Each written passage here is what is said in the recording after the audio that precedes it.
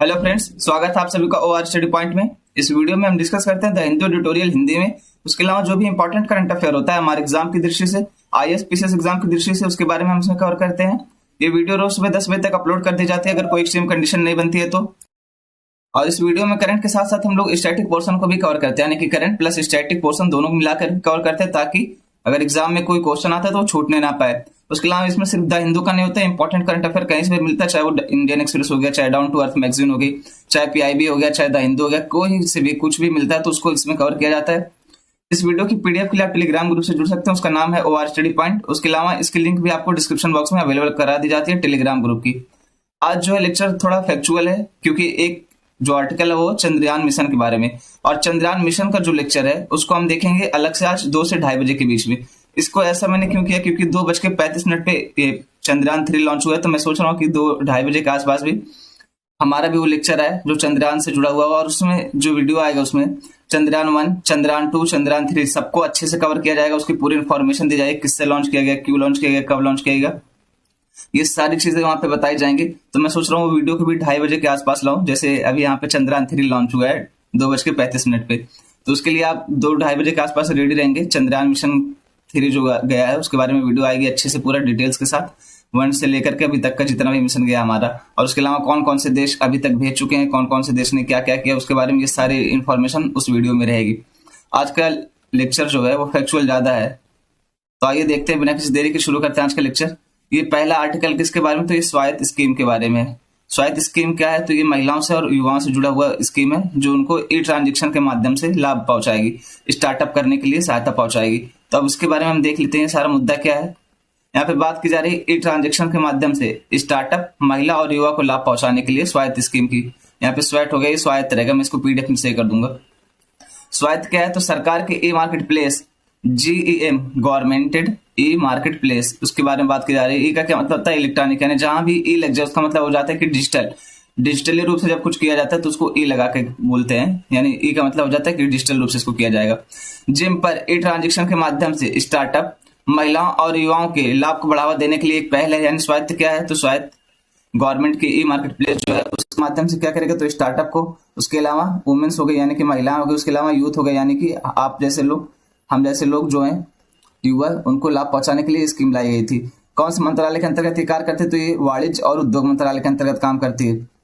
उसके अलावा ये भारतीय उद्यमशीलता पारिस्थितिकी तंत्र के बेहतर प्रमुख हितधारकों को राष्ट्रीय खरीद पोर्टल में सरकारी ई मार्केट प्लेस में एक साथ लाएगा। यानी यहाँ पे ये क्या करेगा, तो जितने भी खरीदार हैं और बेचने वाले, इनको क्या करेगा, तो इनको एक साथ लाएगा, एक प्लेटफॉर्म पर लाएगा। कहाँ पे लाएगा, गवर्नमेंट की ई मार्केट प्लेस पर, जिम पर लाएगा।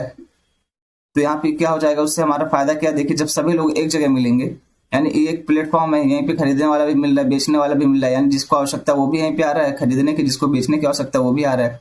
तो यहाँ पे क्या होगा, एक ही प्लेटफॉर्म के पास दोनों लोग रहेंगे, यहाँ से हमें खोजना नहीं पड़ेगा कि किसको खरीदना है किसको बेचना है। वहां पे आप जाएंगे, जिसको खरीदना वो खरीद लेगा, जिसको बेचना वो बेच लेगा। नहीं तो सोच के देखिए, अगर मुझे यहाँ पे कोई चीज बेचनी है और फिर मैं कहीं रजिस्टर नहीं करा रहा हूँ, आज से यहाँ से 50 किलोमीटर दूर जो बैठा उसको कैसे पता चलेगा कि फला जगह कोई आदमी रहता है ए नाम का या एक्स नाम का, तो उसको कैसे बेचना है, या उसको चाहिए कोई जरूरत है, या वो बेचेगा कोई सामान, या इसको कोई जरूरत है, तो ये चीज कैसे समझेगा वो।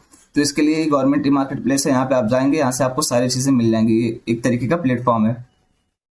अब तक की प्रगति क्या रही है, यानी अब तक कैसा कैसा प्रदर्शन रहा है, तो व्यवसाय के अवसर बढ़े कितना, 8.5 लाख से अधिक माइक्रो और छोटे उद्यम एमएसई जिम पोर्टल पर पंजीकृत किए गए हैं। तो कितना, 8.5 लाख से भी अधिक लोग यहाँ पे जो छोटे और मध्यम लघु उद्योग होते हैं उन्होंने अपने आप को रजिस्टर किया इस पोर्टल पर।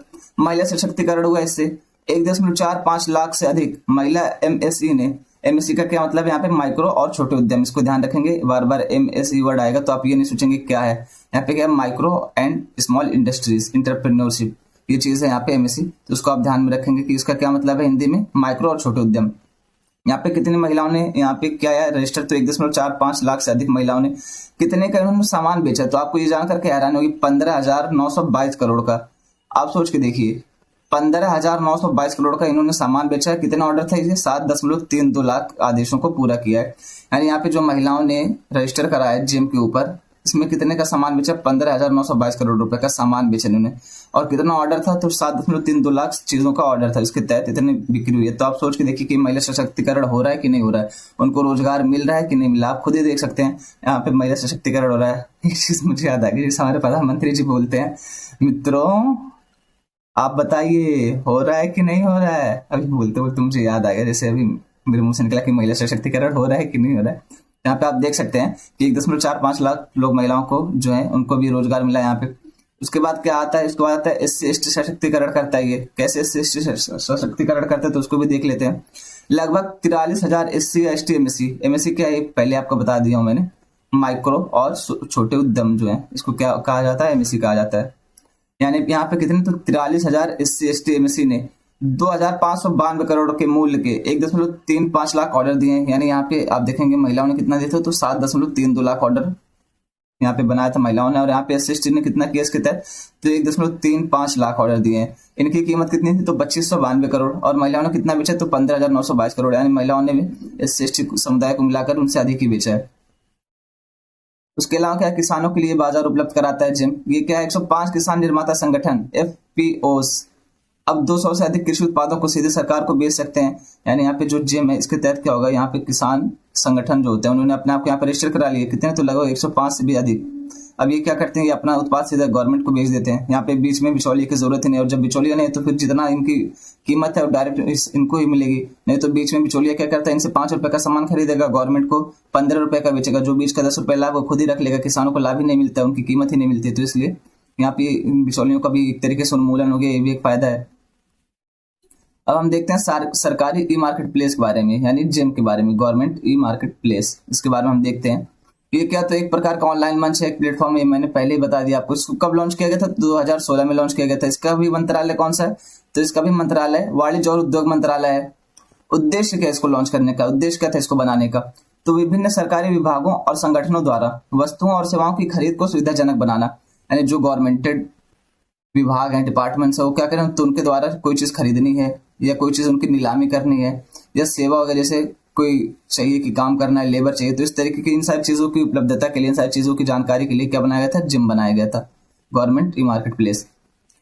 पोर्टल सभी सरकारी खरीदारों, केंद्रीय और राज्य मंत्रालयों, विभागों, सार्वजनिक क्षेत्र के उद्यमों आदि के लिए खुला है। यानी किसके लिए खुला? तो चाहे वो सेंट्रल लेवल की गवर्नमेंट हो गई, स्टेट लेवल की गवर्नमेंट हो गई, उसके अलावा स्थानीय सरकार हो गई हमारी।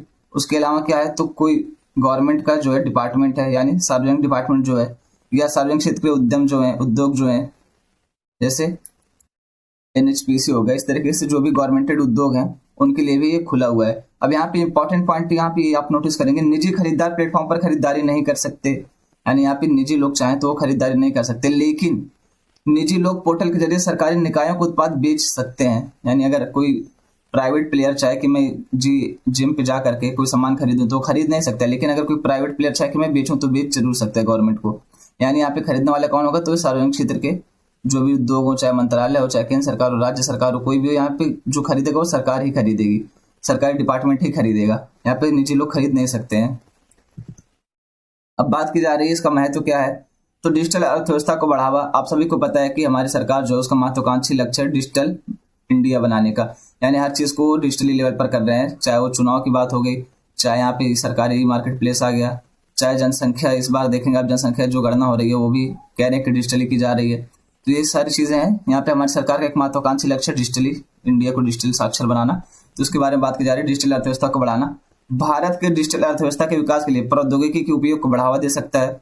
विक्रेता की बेहतर भागीदारी, छोटे और मध्यम उद्यमों सहित अधिक विक्रेताओं को सरकारी खरीद प्रक्रियाओं में भाग लेने के लिए प्रोत्साहित करता है। यानी जो एमएससी हैं, अभी मैंने बताया था माइक्रो एंड स्मॉल इंटरप्रेन्योर्स जो हैं वो क्या करते हैं? तो यहाँ पे आसानी से जा सकते हैं, गवर्नमेंट को बेच सकते हैं। इससे फायदा क्या होगा? इनको इनकी उचित कीमत मिल जाएगी, बीच में कोई बिचौलिया नहीं, तो इनको अपना उचित लाभ मिल जाएगा, जो इनकी कीमत है वो मिल जाएगी, इनका भी जीवन अच्छे से बीतेगा और सरकार को भी कहीं भटकना नहीं पड़ेगा खरीदने के लिए। जो सरकार अपने पास रिजर्व रखती है, चाहे अन्न हो गया, चाहे अन्य कोई चीज हो गई, जैसे अन्न का मतलब यहाँ पे अनाज था, अनाज, उसके अलावा और कोई चीज हो गई, तो उसका जो सरकार अपने पास रिजर्व रखती है इमरजेंसी के लिए, जो आप लोग को राशन प्रोवाइड कराया जाता है, तो उन सबके लिए सरकार के पास होना भी तो चाहिए ना। तो कहाँ से प्रोवाइड कराते हैं? फिर इन्हीं लोग से खरीद के फिर आप लोग को प्रोवाइड कराती है। पारदर्शिता और दक्षता, मानकीकरण और प्रक्रियाओं को स्वचालित करके भ्रष्टाचार और मानव त्रुटि के दायरे को कम करना।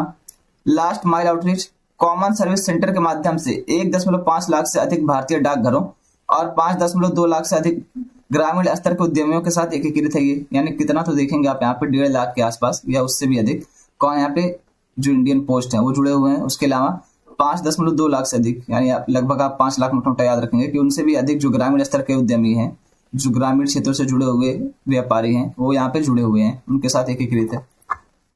अब यहाँ से शुरू होती है फैक्चुअल इन्फॉर्मेशन, जो खास करके हमारे पीटी एग्जाम के लिए इंपॉर्टेंट है। ऐसा लेकिन जरूरी नहीं कि सिर्फ पीटी में आए, तो फिर भी हम यहाँ पे देखते हैं पहली इन्फॉर्मेशन क्या है। यहाँ पे बात की जा रही है, भारत अपने पहले क्षेत्रीय एआई समाचार एंकर लिसा का स्वागत करता है। पहला एआई न्यूज एंकर कौन है भारत का क्षेत्रीय, तो वो है लिसा। इसको आप याद रखेंगे। देखिए कभी भी कोई चीज पहले आ जाए ना, तो वो अपने आप ही इंपॉर्टेंट हो जाती है। इस तरीके की क्वेश्चन जो है आपसे स्टेटमेंट देकर के डायरेक्टली वनडे एग्जाम हो गया या स्टेट पीसी हो गया, उसमें डायरेक्टली आपसे पूछ लिया जाएगा कि पहला एआई आधारित क्षेत्रीय न्यूज एंकर क्या था, उसका नाम क्या था, लिसा था, सोफिया था। इस तरीके से आपको 4-5 ऑप्शन दे देंगे और फिर वहां से आपसे पूछ लेंगे। इसको आप ध्यान में रखेंगे। और ऐसा जरूरी नहीं है कि आप इस इंफॉर्मेशन को, आप इस न्यूज को सिर्फ पीटी के नजरिए से ही पढ़िए। देखिए अगर आपको मान लीजिए कहीं जीएस का जो पेपर 3 होता है यूपीएससी का, उसमें अगर आपसे टेक्नोलॉजी बेस्ड कोई क्वेश्चन आता है, एआई बेस्ड कोई क्वेश्चन आता है, तो आप वहां पे इस पॉइंट को तो इंक्लूड कर ही सकते हैं ना कि भाई पहला क्षेत्रीय न्यूज एंकर लॉन्च किया गया था ओडिशा टीवी के द्वारा, तो उसका नाम क्या रखा गया था, तो उसका नाम रखा गया था लिसा। इस तरीके की इन्फॉर्मेशन आप वहाँ पे जोड़ सकते हैं कि अभी हाल ही में देखिए किस क्षेत्र में काम कर रहा है, न्यूज भी ये होस्ट करेगा, न्यूज बताएगा यहाँ पे लोगों को। तो इस तरीके के पॉइंट आप वहाँ पे जोड़ देंगे, आपका आंसर अपने आप सबसे अलग हो जाएगा और नंबर भी बढ़ जाएगा आपका।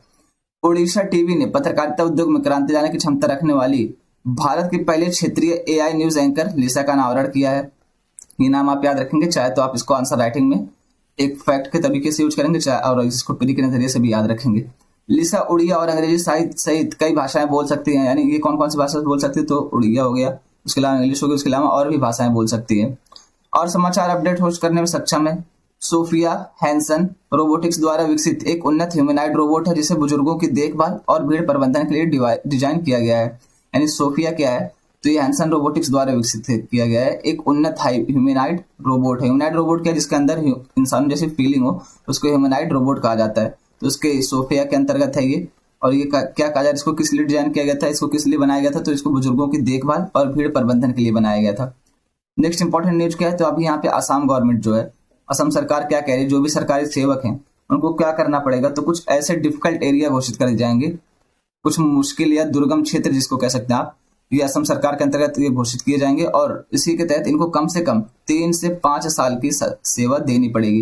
यानी कोई भी अधिकारी है, कोई भी सार्वजनिक क्षेत्र से जुड़ा हुआ व्यक्ति है, उसको क्या करना है कि अपनी 3 से 5 साल की सेवा, जितना भी वो जॉब कर रहा है उसकी 3 से 5 साल की सेवा कहाँ पे देनी पड़ेगी, तो ऐसे दुर्गम क्षेत्रों में। दुर्गम क्षेत्र से क्या मतलब है, मान लीजिए कहीं पहाड़ी इलाका हो गया, या कहीं जंगली इलाका हो गया, या कोई आतंकवादी वाला इलाका हो गया, माओवादी वाला, मतलब जहाँ पे अशांति रहती हो।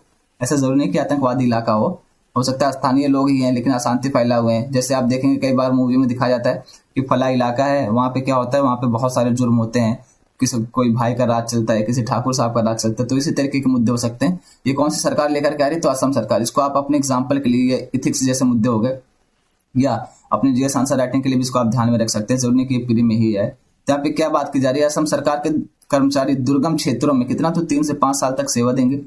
असम सरकार ने निर्णय लिया है कि प्रत्येक सरकारी कर्मचारी को दुर्गम क्षेत्रों के रूप में नामित कुछ भौगोलिक क्षेत्रों में 3 से 5 साल की अवधि के लिए काम करना होगा। इससे क्या होगा, तो बेहतर नागरिक केंद्रित शासन और सेवा वितरण के लिए सुगम से दुर्गम योजना को मंजूरी दी गई है। कैबिनेट ने उच्च शिक्षा संस्थानों में ओबीसी आरक्षण को कितना किया, तो मौजूदा 15% से बढ़ाकर 27% करने की मंजूरी दे दी है। अभी किसके बारे में बात की जा रही है, तो कैबिनेट जो है उसके बारे में क्या बात की जा रही है। जो अभी यहाँ पे ओबीसी का आरक्षण था वो कितना था, तो 15% था। अब ये लोग क्या करें, इसको बढ़ा करके 27% कर दे रहे हैं। नेक्स्ट इंपॉर्टेंट न्यूज है, भाई इस चेहरे को कौन नहीं पहचानता, पहले ये बता। मतलब ये बंदा है कमाल का बंदा है यार, कुछ भी कह लो, कितना भी कोई कुछ भी बोले, लेकिन ये बंदा है ना, ये एग्जाम्पल सेट कर दिया दुनिया के लिए।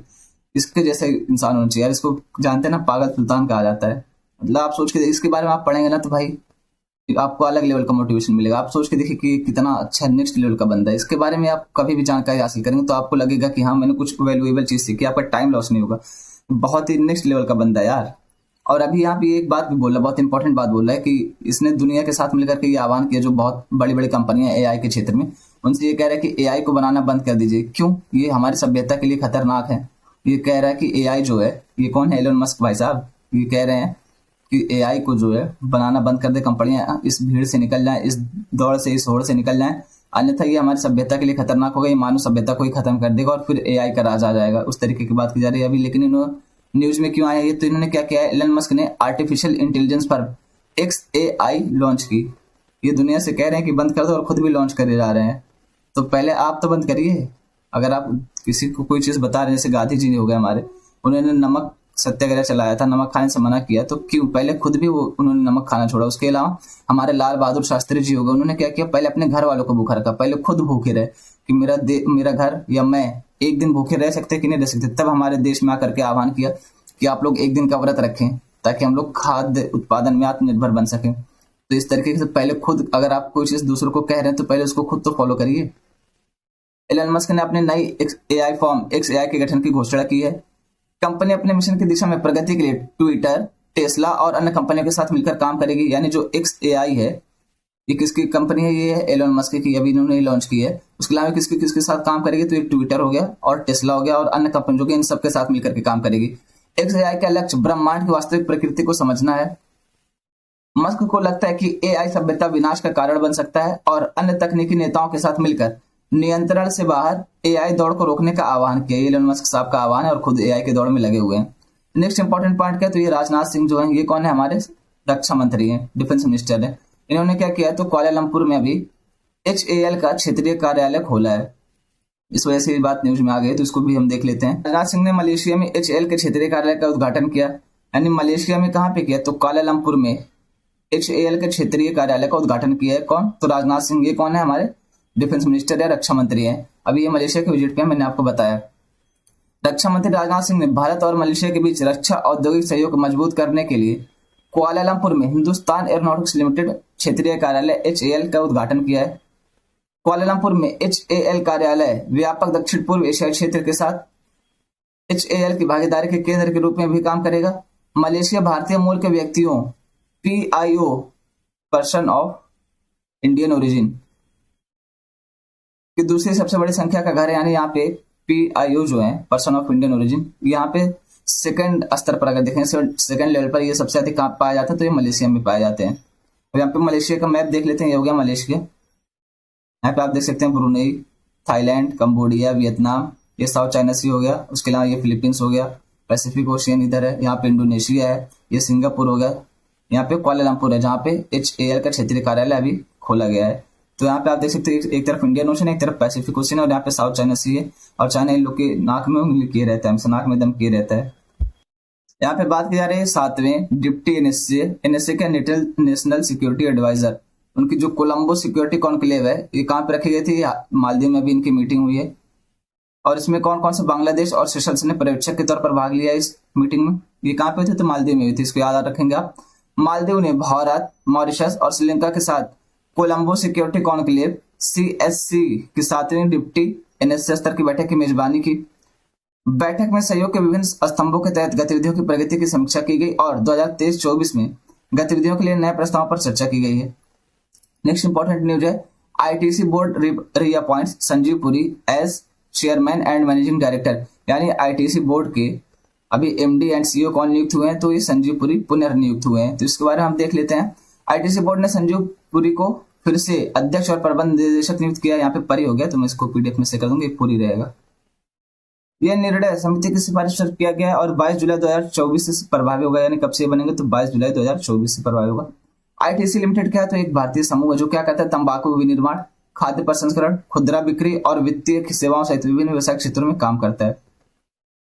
नेक्स्ट इंपॉर्टेंट न्यूज किसके बारे में, तो ISSF वर्ल्ड कप जो है, इसमें कौन है, तो गनीमत Sekhon equals national record against but Mrs final birth bye a point. यहाँ पे क्या बात की जा रही है, जो गनीमत सेखो है, इन्होंने क्या किया, तो ISSF विश्व कप लोलांटो 2023 में राष्ट्रीय रिकॉर्ड बनाया, लेकिन यहाँ पे ये फाइनल के लिए क्वालिफाई करने से चूक गई है। अब ये क्या था, ये इसलिए था ISSF जो है वर्ल्ड कप, ये किसके लिए होता है, तो ये पेरिस 2024 का जो इवेंट है उसके लिए होता है, ओलंपिक के लिए जो होता है, जो 2024 में ओलंपिक होगा पेरिस में, उसके लिए बात की जा रही है। तो इसके लिए चूक गई है, इस फाइनल के लिए ये क्वालिफाई नहीं कर पाई।